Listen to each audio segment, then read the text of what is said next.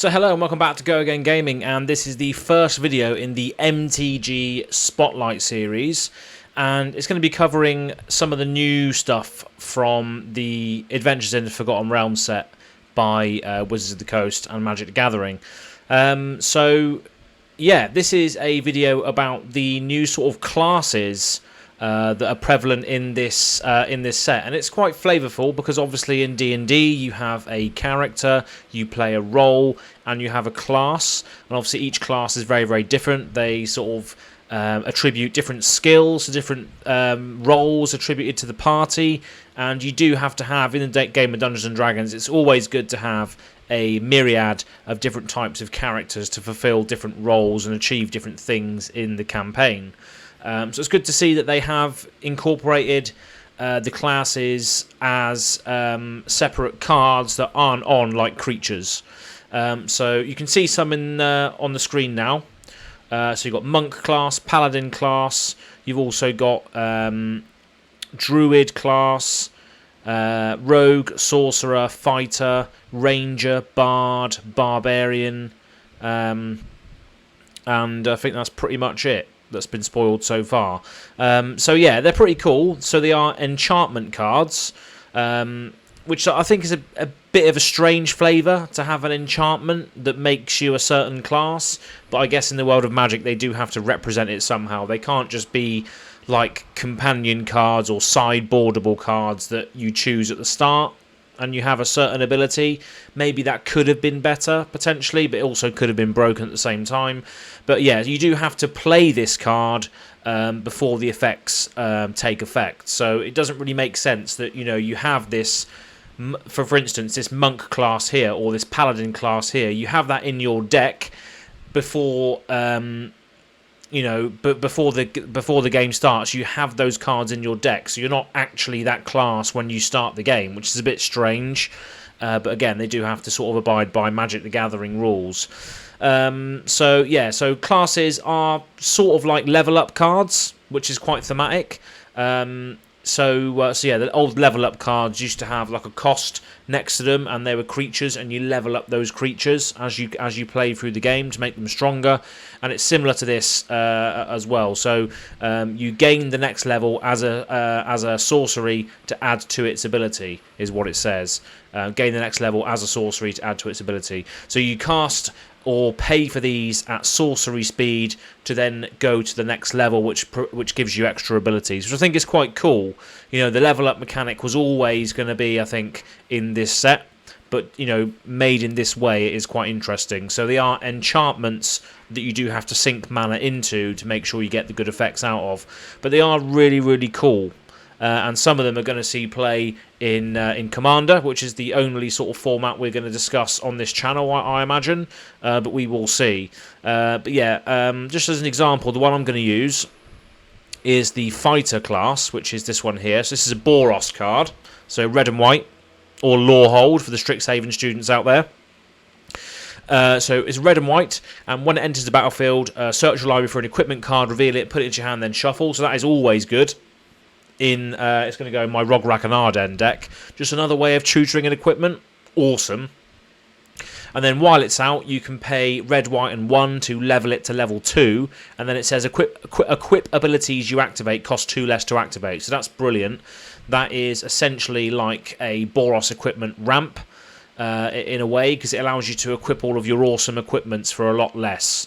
And that is the major downfall to equipment decks, is you have to play the card, then you have to equip the card, so it can be quite costly, which is why stuff like Ardenn and Pure Steel Paladin and all that good stuff that allows you to equip stuff for free is fantastic. So this just attributes to that more, the Fighter class. And then you can pay 5 mana at sorcery speed, so 3 red and white, and then whenever a creature you control attacks, up to 1 target creature blocks it this combat if able. So again, it's just a way of potentially luring things into a huge attack from a massive creature, or allowing you to pull certain creatures out of combat so your massive Voltroned up commander can go through and deal some damage. So yeah, I think that's just a fantastic card for Boros equipment in general. That's probably going to be the one I use. although the other ones do look quite cool as well. So let's just read out the rogue class as an example here. We got blue and black, so Dimir colours. When it enters, it says whenever a creature you control deals combat damage to a player, exile the top card of that player's library face down. You may look at it for as long as it remains exiled. So you play this for 2 mana, and then whenever a creature you control deals combat damage, you exile the top card of the player's library, which is quite good, and you can look at it. Then if you pay blue, black and 1 for level 2, creatures you control then gain menace, or have menace. And if you pay blue, black and 2 for level 3, you may play cards exiled of rogue class, and you may spend mana as a mana of any colour to cast those spells. So sort of like Gonti style effect. But yeah, it's just encapsulating what a rogue does, is it's stealing things from your opponent and then being able to cast those things, which is fantastic. And it says you may play cards exiled of rogue class. So you can even play lands if you manage to steal lands. So yeah, rogue class, very, very good. Let's go into some other ones that I think will be quite cool. The monk class. Where was the other one? The barbarian class. Let's read this one out. The bard class. So this is Gruul, red and green, and it says it's an enchantment, obviously. So it says legendary creatures you control enter the battlefield with a +1/+1 counter on them, additional one.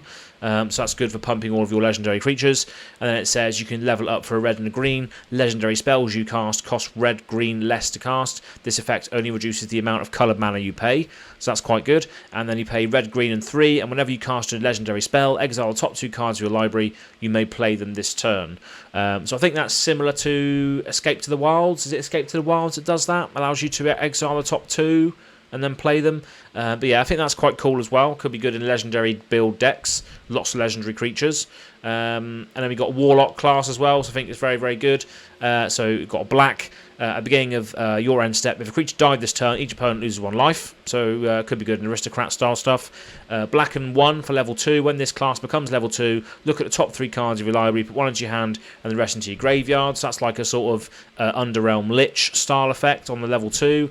And then level 3 is black and 6. At the beginning of your end step, each opponent loses life equal to the life they lost this turn. So you've got a wound reflection / Archfiend of Despair on the level 3, which is very, very powerful. Although it does cost a lot to get there. So yeah, I just think these classes are awesome. They're a little bit of a theme fail because they come in as enchantments and you don't have them straight away, so you're not actually the class that you've chosen to be from the start of the game. You do have to play the thing and then you get the thing, basically. So maybe it could have been cool to have like a sideboard where you get a number of classes before you start the game and you choose one before you go in, like a sealed environment or pre-release sort of event. That could have been quite good, I imagine, but I guess they do have to sort of factor it into the Magic the Gathering mechanics. And obviously they're rare cards as well, so they want to make them sort of fairly chaseable. Well, some of them are, some of them aren't. Which again opens up that sort of can of worms, is, oh, this class is better than this class for this reason. You know, so you got Barbarian at uncommon, Warlock at uncommon, Ranger and Bard at rare for some reason, Wizard at uncommon, Cleric at uncommon. So yeah, I don't know what they were trying to do with that. You know, making some classes sort of more chase than others. Is there going to be a mythic class? I hope not. But generally think it's a very, very cool idea, and I just thought it would be a great way to kick off the MTG Spotlight series. Hoping to bring you videos every week or so with regards to the latest Magic the Gathering news, and maybe cards that will appear in my Commander decks in the future. So thanks for tuning in, and we will see you on the next video. Peace.